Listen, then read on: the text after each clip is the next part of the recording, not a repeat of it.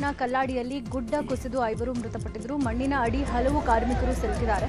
3 ದಿನಗಳಿಂದ ಎನ್ಡಿಆರ್ಎಫ್ ತಂಡ ರಕ್ಷಣಾ ಕಾರ್ಯಾಚರಣೆ ಮಾಡ್ತಾ ಇದೆ. ಆದರೆ ಪದೇ ಪದೇ ಮಳೆ ಬರ್ತಾ ಇದ್ದು ರಕ್ಷಣಾ ಕಾರ್ಯಾಚರಣೆಗೆ ಅಡ್ಡಿಪಡಿಸ್ತಾ ಇದೆ. ಸದ್ಯ ಅಗ್ನಿಶಾಮಕ ಸಿಬ್ಬಂದಿ ಹಾಗೂ ಪೊಲೀಸರು ಎನ್ಡಿಆರ್ಎಫ್ ಪಡೆಗೆ ಸಾಥ್ ಕೊಟ್ಟಿದ್ದಾರೆ. ಕೇರಳದ ಕಲ್ಲಾಡಿ ಗುಡ್ಡ ಕುಸಿತ ದುರಂತ ಸ್ಥಳಕ್ಕೆ ಸಿಎಂ ವಿಡಿ ಸತೀಶನ್ ನಿನ್ನೆ ಭೇಟಿ ಕೊಟ್ಟಿದ್ರು. ಸ್ಥಳೀಯ ಶಾಸಕರು ಸಚಿವರ ಜೊತೆ ಸ್ಥಳ ಪರಿಶೀಲನೆ ನಡೆಸಿದರು. 30 ಗಂಟೆ ಕಳೆದರೂ ನಾಪತ್ತೆಯಾದರ ಸುಳಿವು ಇನ್ನೂ ಸಿಕ್ಕಿಲ್ಲ. ಹೀಗಾಗಿ ಅಧಿಕಾರಿಗಳಿಂದ ಮಾಹಿತಿ ಪಡ್ಕೊಂಡಿದ್ದಾರೆ. ಕೇರಳದ ವಯನಾಡಿನಲ್ಲಿ ಭೂಕುಸಿತ ಹಿನ್ನೆಲೆಯಲ್ಲಿ ಕಾಂಗ್ರೆಸ್ ಹಿರಿಯ ಮುಖಂಡ ಹಾಗೂ ಕೇರಳದ ಗೃಹ ಸಚಿವ ರಮೇಶ್ ಚೆನ್ನಿತ್ತಾಲ ಅವರು ಸಿಎಂ ಡಿಕೆ ಶಿವಕುಮಾರ್ ಅವರನ್ನ ಭೇಟಿಯಾದರು. ವಿಧಾನಸೌಧದಲ್ಲಿ ಭೇಟಿಯಾಗಿ ಕೆಲ ಹೊತ್ತು ಸಮಾಲೋಚನೆಯನ್ನ ಮಾಡಿದರು. ಇದೇ ವೇಳೆ ಅಂತಾರಾಜ್ಯ ಮಾದಕ ವಸ್ತುಗಳ ಜಾಲವನ್ನು ನಾಶ ಮಾಡಲಿಕ್ಕೆ ಮತ್ತು ಮಾದಕ ವಸ್ತುಗಳ ಹಾವಳಿಯನ್ನು ತಡೆಗಟ್ಟುವಂತ ನಿಟ್ಟಿನಲ್ಲಿ ಅಗತ್ಯ ಕ್ರಮಗಳನ್ನು ತೆಗೆದುಕೊಳ್ಳುವ ಬಗ್ಗೆಯೂ ಕೂಡ ಚರ್ಚೆಯನ್ನು ಮಾಡಿದ್ದಾರೆ. ಹಾಸನ ಜಿಲ್ಲೆಯಲ್ಲಿ ವರುಣಾರ್ಭಟ ಮುಂದುವರೆದಿದೆ. ತಡೆಗೋಡೆ ಕುಸಿದು 2 ಮನೆಗಳು ಹಾನಿಯಾಗಿವೆ. ಸಕಲೇಶಪುರ ಪಟ್ಟಣದ ಡಾಲರ್ಸ್ ಕಾಲನಿ ಬಡಾವಣೆಯಲ್ಲಿ ಘಟನೆ ನಡೆದಿದೆ. ಅವೈಜ್ಞಾನಿಕ ಕಾಮಗಾರಿಯಿಂದ ಲೇಔಟ್ನ ತಡೆಗೋಡೆ ಕುಸಿದು ಬಿದ್ದ ರಭಸಕ್ಕೆ ಅಕ್ಕಪಕ್ಕದ ಮನೆಗಳು ಕೂಡ ಹಾನಿಯಾಗಿವೆ. ಲೇಔಟ್ನವರು ಸೂಕ್ತ ವ್ಯವಸ್ಥೆ ಮಾಡಿಸೋದಾಗಿ ಹೇಳಿದ್ದಾರೆ. ಸರ್ಕಾರದಿಂದಲೂ ನಮಗೆ ಸೂಕ್ತ ಪರಿಹಾರ ಒದಗಿಸಬೇಕು ಅಂತ ಕುಟುಂಬಸ್ಥರು ಆಗ್ರಹಿಸುತ್ತಿದ್ದಾರೆ. ಕೋಲಾರದಲ್ಲಿ ಗಾಳಿ ಸಹಿತ ಜೋರು ಮಳೆಯಾಗಿದೆ. ಮಳೆರಾಯನ ಆಗಮನದಿಂದ ರೈತರಲ್ಲಿ ಮಂದಹಾಸ ಮೂಡಿದೆ. ಮಳೆರಾಯನ ಆಗಮನದಿಂದ ಬಿತ್ತನೆ ಕಾರ್ಯಕ್ಕೆ ಅನುಕೂಲ ಆಗಿದೆ. ಭೂಮಿ ಹದ ಮಾಡಿ ಬಿತ್ತನೆಗೆ ಕಾದು ಕುಳಿತಿದ್ದಂತ ರೈತರು ಫುಲ್ ಖುಷಿಯಾಗಿದ್ದಾರೆ. ಕೊಡಗಿನಲ್ಲಿ ಮಳೆ ಆರ್ಭಟ ಹೆಚ್ಚಾಗಿದೆ. ಹೀಗಾಗಿ ಮುನ್ನೆಚ್ಚರಿಕೆಯಾಗಿ ಜುಲೈ 12ರವರೆಗೆ ರಾಜಾ ಸೀಟ್ ಬಂದ್ ಮಾಡಲಾಗಿದೆ. ಈ ಬಗ್ಗೆ ಕೊಡಗು ಜಿಲ್ಲಾಧಿಕಾರಿ ಎಸ್ಜೆ ಸೋಮಶೇಖರ್ ಆದೇಶ ಹೊರಡಿಸಿದ್ದಾರೆ. ಕೆಎಸ್ಆರ್ಟಿಸಿ ಬಸ್ ನಿಲ್ದಾಣದ ಬಳಿ ಭೂಕುಸಿತ ಹಿನ್ನೆಲೆ ತಾತ್ಕಾಲಿಕ ಮಾರ್ಗ ಬದಲಾವಣೆಯಿಂದ ವಾಹನ ದಟ್ಟಣೆ ಉಂಟಾಗಿದೆ.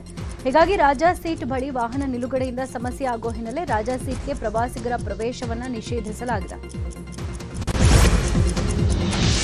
ಬೆಳಗಾವಿ ಜಿಲ್ಲೆ ಚಿಕ್ಕೋಡಿಯಲ್ಲಿ ರಾತ್ರಿಯಿಂದ ಮತ್ತೆ ಮಳೆ ಅಬ್ಬರ ಮುಂದುವರೆದಿದೆ. ಬೆಳಗಾವಿ ಸೇರಿದಂತೆ ಮಹಾರಾಷ್ಟ್ರದ ಘಟ್ಟ ಪ್ರದೇಶಗಳಲ್ಲಿ ಸುರಿದಂತ ಭಾರೀ ಮಳೆಯಿಂದಾಗಿ ಕೃಷ್ಣಾ ನದಿ ಒಳಹರಿವಿನಲ್ಲಿ ಮತ್ತೆ ಏರಿಕೆಯಾಗಿದೆ. ಸದ್ಯ ಕೃಷ್ಣಾ ನದಿಗೆ ಮಹಾರಾಷ್ಟ್ರದಿಂದ 1,35,000 ಕ್ಯೂಸೆಕ್ ನೀರು ರಾಜ್ಯಕ್ಕೆ ಹರಿದು ಬರ್ತಾ ಇದ್ದು ಕೃಷ್ಣಾ ನದಿ ಅಪಾಯದ ಮಟ್ಟದಲ್ಲಿ ಹರಿತಾ ಇದೆ. ಪಶ್ಚಿಮ ಘಟ್ಟಗಳ ಪ್ರದೇಶದಲ್ಲಿ ಧಾರಾಕಾರ ಮಳೆ ಹಿನ್ನೆಲೆ ಬೆಳಗಾವಿಯಲ್ಲಿ ನಾನಾ ಅವಾಂತರ ಸೃಷ್ಟಿಯಾಗಿದೆ. ನಿರಂತರ ಮಳೆಗೆ ಮಾರ್ಕಂಡೇಯ ನದಿ ಮೈದುಂಬಿ ಹರಿತಾ ಇದ್ದು ಕೆಎಚ್ ಕಾಂಗ್ರಾಳಿಯಲ್ಲಿ 100 ಎಕರೆ ಕಬ್ಬು, ಮೆಕ್ಕೆಜೋಳ, ಭತ್ತದ ಗದ್ದೆಗೆ ನೀರು ನುಗ್ಗಿದೆ. ಮಳೆ ಮುಂದುವರೆದರೆ ಕೆಎಚ್ ಕಾಂಗ್ರಾಳಿಯ ಮನೆಗಳಿಗೂ ನದಿ ನೀರು ನುಗ್ಗುವ ಆತಂಕ ಎದುರಾಗಿದೆ. ಮಹಾರಾಷ್ಟ್ರದ ಮಹಾಮಳೆಯಿಂದ ಕೃಷ್ಣಾ ಹಾಗೂ ಘಟಪ್ರಭಾ ನದಿಗಳು ತುಂಬಿ ಹರಿತಾ ಇದೆ. ಇದರಿಂದ ಬಾಗಲಕೋಟೆ ಜಿಲ್ಲೆಯ ನದಿ ಪಾತ್ರದ ಗ್ರಾಮಗಳ ರೈತರು ಆಲಮಟ್ಟಿ ಜಲಾನಯನಕ್ಕೆ ಜೀವ ಕಳೆ ಬಂದಿದ್ದು ಜಲಾಶಯದಲ್ಲಿ 33 ಟಿಎಂಸಿ ನೀರು ಸಂಗ್ರಹವಾಗಿದೆ. ಇನ್ನು ಇಪ್ಪರಗಿ ಬ್ಯಾರೇಜ್ನಲ್ಲಿ ಒಟ್ಟು 3.19 ಟಿಎಂಸಿ ನೀರು ಸಂಗ್ರಹವಾಗಿದ್ದು ಬ್ಯಾರೇಜ್ನ ಗರಿಷ್ಠ ಸಂಗ್ರಹ ಸಾಮರ್ಥ್ಯ 6 ಟಿಎಂಸಿ ಇದೆ. ಕೃಷ್ಣಾ ಹಾಗೂ ಘಟಪ್ರಭಾ ನದಿಯಲ್ಲಿ ದಿನದಿಂದ ದಿನಕ್ಕೆ ನೀರಿನ ಹರಿವು ಹೆಚ್ಚಾಗ್ತಾ ಇದ್ದು ರೈತರ ಮುಖದಲ್ಲಿ ಮಂದಹಾಸ ಮೂಡಿದೆ. ರಾಜ್ಯದ ಹಲವೆಡೆ ಮಳೆ ಅಬ್ಬರಿಸ್ತಾ ಇದೆ. ಇತ್ತ ಕೊಪ್ಪಳದಲ್ಲಿ ಮಳೆ ಇಲ್ಲದೆ ಜನ ಪರದಾಡ್ತಾ ಇದ್ದಾರೆ. ಕನಕಗಿರಿ ತಾಲೂಕಿನ ಕಲಕೇರಿ ಗ್ರಾಮದ ದುರ್ಗಾದೇವಿಗೆ ವಿಶೇಷ ಪೂಜೆ ಸಲ್ಲಿಸಿ ಪ್ರಾರ್ಥನೆ ಮಾಡಲಾಗಿದೆ. ಮಳೆ ಇಲ್ಲದೆ ಬೆಳೆ ಬಾಡ್ತಾ ಇದೆ. ದುರ್ಗಾದೇವಿಗೆ ಪೂಜೆ ಸಲ್ಲಿಸಿದ ನಂತರ ದೇವಸ್ಥಾನದ ಬಂಡಿಯ ಮೇಲೆ ಜೋಳ ಹಾಕಿ ಹೂಗಳಿಂದ ಅಲಂಕಾರ ಮಾಡಿ ನೀರು ತುಂಬಿದ ಬಿಂದಿಗೆ ಇಡಲಾಗುತ್ತೆ. ಮಣ್ಣಿನ ಬಿಂದಿಗೆ ಜೋರಾಗಿ ತಿರುಗಿದ್ರೆ ಮಳೆ ಜೋರಾಗಿ ಬರುತ್ತೆ, ನಿಧಾನವಾಗಿ ತಿರುಗಿದ್ರೆ ಕಡಿಮೆ ಮಳೆ ಬರುತ್ತೆ ಅನ್ನೋದು ಇಲ್ಲಿನ ಜನರ ನಂಬಿಕೆ. ರಾಜ್ಯದಲ್ಲಿ ಮಳೆ ಕೊರತೆಯಿಂದಾಗಿ ಸಾಕಷ್ಟು ಸಮಸ್ಯೆ ಉಂಟಾಗಿದೆ. ಹುಬ್ಬಳ್ಳಿಯಲ್ಲಿ ಮುಂಗಾರು ಕೈಕೊಟ್ಟಿದ್ರಿಂದ ರೈತರು ಕಂಗಾಲಾಗಿದ್ದಾರೆ. ಆರಂಭದಲ್ಲಿ ಸುರಿದಂತ ಮಳೆಗೆ ರೈತರು ಬಿತ್ತನೆ ಮಾಡಿದ್ರು. ಆದರೆ ಈಗ ಸರಿಯಾಗಿ ಮಳೆ ಆಗದೆ ಬಿತ್ತನೆ ಮಾಡಿದಂತ ಹೆಸರು, ಉದ್ದು, ಶೇಂಗಾ, ಸೋಯಾಬೀನ್, ಹತ್ತಿ, ಮೆಕ್ಕೆಜೋಳ ಬೆಳೆ ನಾಶವಾಗುವಂತ ಸ್ಥಿತಿ ಬಂದಿದೆ. ಪ್ರತಿ ಎಕರೆಗೆ 30 ರಿಂದ 40 ಸಾವಿರ ಖರ್ಚು ಮಾಡಿ ಬಿತ್ತನೆಯನ್ನು ಮಾಡಲಾಗಿದ್ದು ಮಳೆಗಾಗಿ ರೈತರು ಪ್ರಾರ್ಥನೆ ಮಾಡಿದ್ದಾರೆ. ಬೀದರ್ ಜಿಲ್ಲೆಯಲ್ಲಿ ರೈತರ ಜೀವನಾಡಿ ಕಾರಂಜಾ ಜಲಾಶಯದಲ್ಲಿ ನೀರಿನ ಪ್ರಮಾಣ ಇಳಿಕೆಯಾಗಿದೆ. ಮಳೆ ಕೊರತೆಯಿಂದಾಗಿ ಕಾರಂಜಾ ಡ್ಯಾಂ ಒಳಹರಿವು ಶೂನ್ಯವಾಗಿದೆ. 7.65 ಟಿಎಂಸಿ ಸಂಗ್ರಹ ಸಾಮರ್ಥ್ಯದ ಕಾರಂಜಾ ಜಲಾಶಯದಲ್ಲಿ ಸದ್ಯ 4.5 ಟಿಎಂಸಿ ಮಾತ್ರ ನೀರಿರೋದು.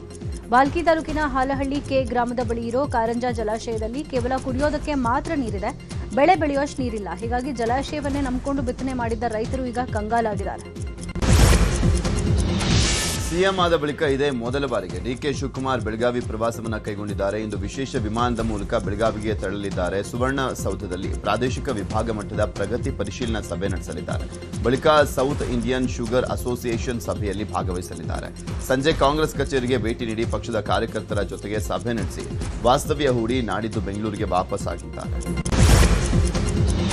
ಸಂಪುಟ ವಿಸ್ತರಣೆ ಚರ್ಚೆ ನಡುವೆ ಮುಖ್ಯಮಂತ್ರಿ ಡಿಕೆಶಿ ಆಪ್ತ ಶಾಸಕರು ನಿನ್ನೆ ಡಿನ್ನರ್ ಮೀಟಿಂಗ್ ಮಾಡಿದ್ದಾರೆ. ಬೆಂಗಳೂರಿನ ಖಾಸಗಿ ಹೋಟೆಲ್ನಲ್ಲಿ ಸಿಎಂ ಆಪ್ತ ಶಾಸಕರ ಸಭೆಗೆ ಡಿಕೆ ಸುರೇಶ್ ಕೂಡ ಹೋಗಿದ್ರು.